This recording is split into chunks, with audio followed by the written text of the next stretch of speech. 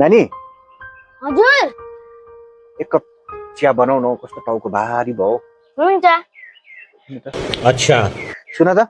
हजुर अदुवाहरू नि हाल्नु ल ठीक है हुन्छ तर अस्तिको जस्तो त्यो छोक्रा ल्याउनु होइन चिया मजाले छानेर ल्याउनु है ल हुन्छ यो समझ गया A few minutes later. ए बाबा आज चाहिँ दम्मी बनाइदिएको छु है एकदम टेस्टी ल हो र ल हजुर थ्याङ्क यू हुन्छ चिया त कस्तो बनाएको जस्तो छ त ए